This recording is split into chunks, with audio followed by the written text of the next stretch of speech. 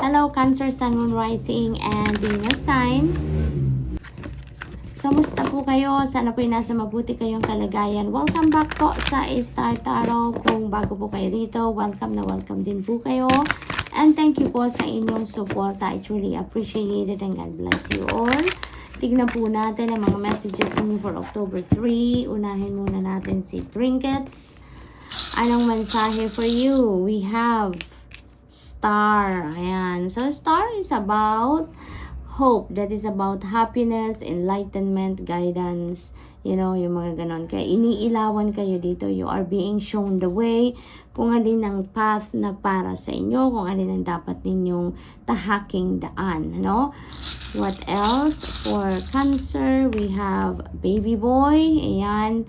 Maybe ang iba sa inyo is welcoming a new baby boy or baby girl, maaaring ganon dahil general reading naman ito. So yung gender maaaring that could be male or female, no? And maybe then Cancer, ang iba sa inyo is starting fresh sa ibang parte ng buhay ninyo. Maaaring meron kayong sisimulang bago, no? Bagong endeavor, maaaring bagong bahay ang i-welcome ninyo dito. Maybe you're acquiring a new property. Maaari din na this is new belief system. Maaari din na this is a new job. It could be anything na bago para sa inyo, Cancer. What else? We have G-Clef. Ayan. So, the G-Clef is about new beginnings din. Kaya definitely, merong magbabago dito. Merong bago kayong sisimulan sa ngayon, ano? And yung pagbabagong ito, this is going to create positive change talaga sa buhay ninyo, sa ilang parte ng buhay ninyo, no? That is also about peace and tranquility. Kaya ang iba sa inyo will be, will be enjoying the serenity then around this time. So, what else? We have the world energy. Ayan. So, talaga, kino-confirm lang din nila ang isa't isa, no? Na definitely, there is going to be new beginnings. May mga bagong chapter, bagong phase sa buhay ninyo dito na sisimulan talaga ninyo, Cancer. So, that's really exciting energy dito dahil maraming bago kayong gagawin. Maaring bagong level of commitment yan. Maaari din na bagong trabaho, bagong career, maaring bagong negosyo. It could be anything, no? Na talagang magsisimula kayo ng fresh dito. This is new beginning. This is also a time for success for some of you, Cancer. Meron kayong pagtatagumpayan dito. Meron kayong accomplishment. Meron kayong ma-achieve dito. And that is calling for a celebration. No? You deserve it na matatapos nyo na or kung graduate na kayo sa kung ano man ito, proyekto, trabaho, ano man ang ginawa ninyo na napagtagumpayan ninyo, kaya that is going to be celebrated talaga, 'di ba? So, yan, may level up na dito na gagawin for next endeavor ninyo. Level up na dito si Cancer. We have Queen of Winter. Ayan, so there is some kind of truth coming out, no, around this time, Cancer. Maaring yan din ang hinahanap ninyo. Maaring yan din ang clarity. Maaring yan din ang maghahatid ng kalinawan sa isip ninyo na katotohanan na yan. Whatever that is. No? With the Queen of Winter energy din dito, there is decluttering going on dito sa inyo. Maaring yung truth na malalaman ninyo around this time. Maybe yan ang magpupush sa inyo para malinawan nyo ang certain situation sa buhay ninyo sa ngayon, no? Maaaring yan ay mga impormasyon na maglilinis, no, ng mga bagahe ninyo sa dibdib. Maaaring with that information, malilinawan ang isip ninyo ngayon na oo nga, bakit nga yung ganun pala ang sitwasyon. So, hindi ko na to itutuloy, no? Kasi maaaring ang iba sa inyo, ang napipick up ko dito, Cancer, is about relationship, no? But this is not going to resonate with everyone, okay? Hindi ito para sa lahat na mensaheng ito, kaya just take as it resonates, okay? Kung hindi ito ang kwento ninyo, then don't take it, leave it for someone else, okay? Ang napipick up ko dito, maaaring meron pa kayong mga hopes, no? Ang iba sa inyo dito na meron ng nagpaghihiwalay with your person. Maaring matagal na kayong naghiwalay but you are still hoping pa siguro na maaring magkaayos pa kayo, maaring magkabalikan pa kayo, yung mga ganon, ano? There is still hope for some of you, but with the truth, with the information that is coming in sa inyo, maaring ito na yung magbigay sa inyo ng closure, no? Maaring ito na yung mag-push sa inyo para i-let go mo na yung tao at kasi maaring may mabalitaan ka na yun talaga ang magsisignal sa'yo na it's enough, Cancer. Let them go. Let her go or let him go. No, Cancer? So, maaring ganun ang ganap dito. So, this truth maybe is the key para instead na mag-hope ka pa na magkaayos kayo, you may be going to let go of the person instead. No? So, yun din ang aking napipick up dyan. We have 7 of Summer. There are multiple opportunities coming in. Marami talagang biyaya dito ang parating din sa inyo. Pagdating naman sa other areas ng buhay ninyo like money, career, finances, no? Or studies, mga ganon. With the world energy, diba, you are welcoming newness dito. You're going to start fresh sa ibang parte ng buhay ninyo dito. Maybe money, career, and finances department. Kaya maybe yung opportunities na to is going to be on that area din, ano? Na may mga i-embrace talaga kayo ditong bagong opportunities and possibilities para magsimula kayo ng panibago na naman na phase sa buhay ninyo. So, good luck, Cancer, and that's all I have for you for today. I hope nakatulong ang mga mensaheng ito in some way. Thank you for watching. Love and light. Namaste. Hello, Scorpio, Sun, Moon, Rising, and Venus signs. Kamusta po kayo? Sana po nasa mabuti kayong kalagayan. Welcome back po sa Star Tarot. And kung bago po kayo rito, welcome na welcome din po kayo. Thank you po sa inyong suporta. I truly appreciate it. And tignan po natin ang mga messages ninyo for today, October 3rd. Unahin muna natin ang mga trinkets. We have Owl, ayan, so that is about intuition, no? Your intuition is on point talaga sa ngayon. Your intuitive abilities are on point. Scorpio, may mga downloads kayong parating dito to guide you, no? Sa mga transition siguro na maaring mangyari sa buhay ninyo around this time. We have Hamsahan, ayan, this is about power and strength. Now, maaring yon you will be displayed around this time. Magagamit niyo yan during the transition dito, no? Na magaganap sa buhay ninyo. That is also about, dispelling negative energies, no? So, napakaganda rin kasi parang nagki-clearing din kayo ngayon ng maaring sarili ninyo, physical space ninyo, yung mga ganon. So, you are trying to release, no, lahat ng mga hindi na nagsiserve ng inyong highest good ngayon, and you are just welcoming positive energies, no? So that's really beautiful. We have Swan. This is about determination and confidence, no? So you're going to be very confident and determined ngayon na kung ano yung goals ninyo, no? Talaga namang yun ang pagsisikapan nyo talaga. Sa ngayon, Scorpio, you're going to put your energy and attention to what is your goal sa ngayon, ano? So that's good.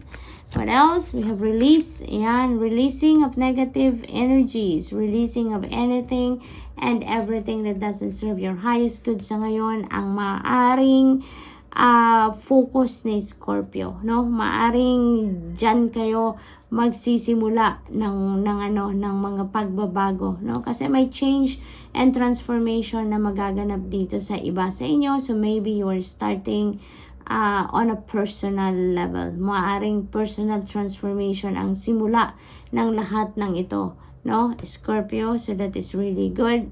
Maaari din na you are going to release, no, your past na. From here on, gusto nyo nang magbagong buhay, gusto nyo nang mag-start ng bagong chapter sa buhay ninyo on a clean slate.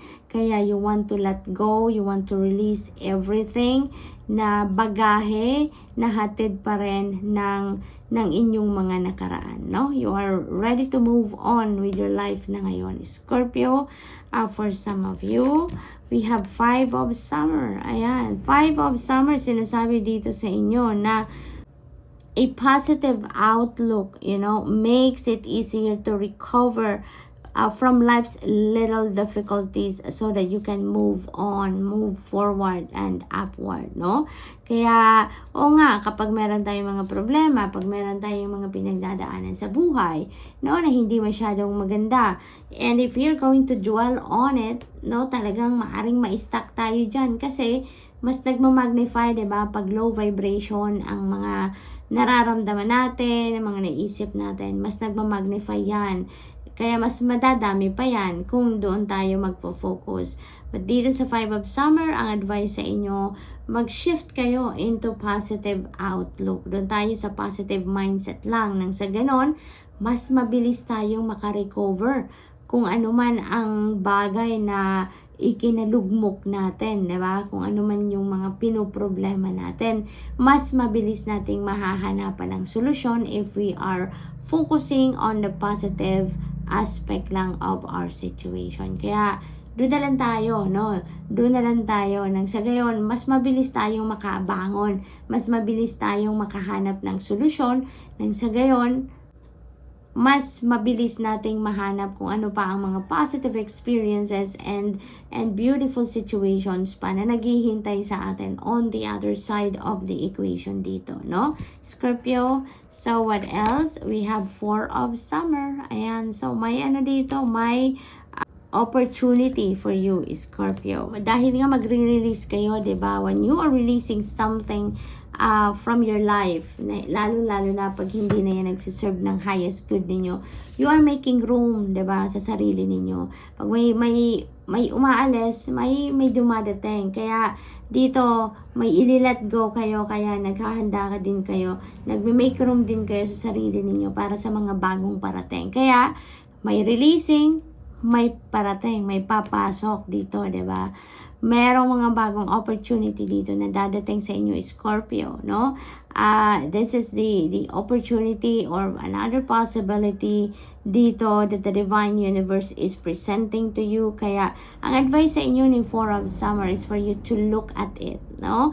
Look at it at tignan ninyo kasi maaring yung opportunity na to. Ito na yung matagal ninyong hinihintay. Maaring ito na yung dream ninyo na opportunity, 'di ba? Kaya open your eyes, open your heart to this newness na nagre-reveal itself to you around this time. Nang sa gayon, makonsider ninyo, matignan ninyo because who knows, Scorpio, this is what you are waiting for ng matagal na. No? So, good luck and that's all I have for you for today. I hope nakatulong ang mga mensaheng ito in some way. Thank you for watching. Love and light. Namaste. Hello, Pisces, Sun, Moon, Rising, and Venus signs. Kamusta po kayo? Sana po nasa mabuti kayong kalagayan. Welcome back po sa Star Tarot. And kung bago po kayo dito, welcome na welcome din po kayo. Thank you din po sa inyong suporta. I truly appreciate it and God bless you all. Tignan po natin ang mga messages ninyo for today, October 3. And doon muna tayo sa trinkets. Message ninyo, pauna mensahe ninyo is the rabbit. Ayan, so this is about good luck. This is about prosperity. And this is about swerte, no, sa pangkaperahan. Kaya maghanda na kayo, Pisces. Maghanda na kayo dahil may parating na prosperity, na abundance, and swerte, good luck sa inyo ngayon, no? What else? We have bicycle. Ayan, so this is hard work ahead, no? May kailangan kayong extra effort dito, extrang pagsisikap na gagawin, no? What else? We have olive leaf. This is about friendship and peace. Ayan. So, maybe, ang iba sa inyo ngayon dito is going to focus on nurturing and cultivating your relationship with your friends, no? Maaari din naman dito na kung meron kayong hindi pagkakaintindihan with another friend, magkakaroon na kayo dito ng reconciliation. Meron na dito magandang pag-uusap, and you may be starting a new level din sa inyong relationship as magkaibigan, no? May magkakabati na kayo dito. So, what else for Pisces? We have the world energy. Napakaganda. Congratulations dahil meron kayo ditong accomplishment, no? Meron kayo ditong ma-achieve na, and you are entitled to celebrate, di ba? Kasi achievement mo to, pinagsikapan mo to, kaya i-celebrate mo din yan, ano? This is also a time for success. This is a time for gratitude and celebration of your mga tagumpay, no? There are going to be din dito, new beginnings, no? May mga new beginnings dito. Meron ditong mga new phase na sa buhay ninyo na nasisimulan ninyong muli, Pisces, no? So, maraming opportunities and possibilities na maaring dumating sa inyo around this time, na doon kayo mabibigyan ng pagkakataon magsimulang muli, no? Panibagong endeavor, panibagong gagawin, panibagong plano, yung mga ganon. We also have Queen of Winter. Ayan. So, maybe, maano na kayo ngayon. Mas malinaw na ngayon ang direction na tatahakin ninyo. Maaari kasi na may mga multiple opportunities dito na dadating sa inyo, and maybe maaring maaligaga kayo kasi marami kayong pagpipilian, ano? But it feels like to me na you are going to get the clear path, no? Makikita nyo dito kung ano yung clear path na dapat ninyong tahakin. You will be very decisive about this. Magiging clear na kasi sa isip ninyo ngayon kung anong direction ang tatahakin ninyo, kasi maaring maraming opportunity ang lumalapit sa inyo ngayon, and also this is also a time para sa iba sa inyo to declutter naman your living space, no? Maaring yun din naman ngayon ang sisimulan ninyo as you enter new phase in your life, new situation sa buhay ninyo. Parang gusto ninyo na malinis din muna lahat, no? Living space ninyo, and even yung energy field ninyo, gusto ninyong malinis ang lahat bago kayo magsimula ng panibagong endeavor, no? Before you embark on new beginning, gusto ninyo na malinis ang lahat, organisado ang lahat, systematic ang lahat, no? Kaya maaari may mga decluttering dito na mangyayari. It may start from your physical space, and eventually, you're going to work on yourself, no? Inner work din ang gagawin ninyo after that. So, maaring ganon ang sitwasyon. So, what else for Pisces? Ego. Ayan. So, ang iba sa inyo siguro, Pisces, may mga din kayo, may mga negative thoughts din na naiisip ang iba sa inyo regarding dito sa mga new beginnings, no?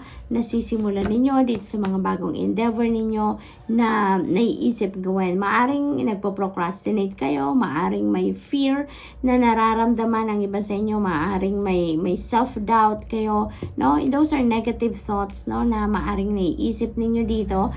But it feels like to me with the coming of the Queen of Winter energy, maaring pansamantala lang to. Hindi ito magtatagal sa inyo kasi malilinawan din ang inyong kaisipan, na kung magpo-procrastinate kayo ngayon, hindi ninyo mapagtatagumpayan kung ano man ang mga plano ninyo sa buhay ngayon, diba?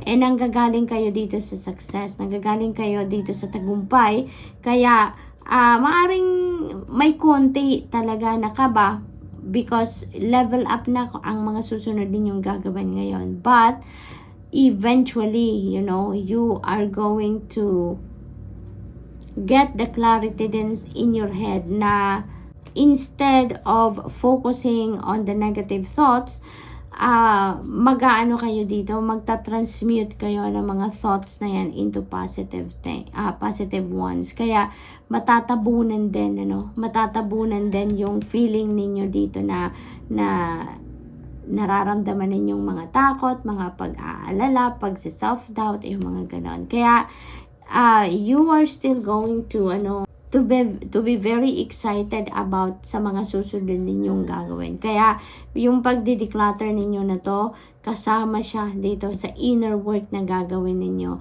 Mas mapapalitan ng enthusiasm, ng optimism, ng drive, ng determination, yung takot or yung self-doubt or procrastination na nararamdaman ninyo on the other hand, no? Pisces, so good luck.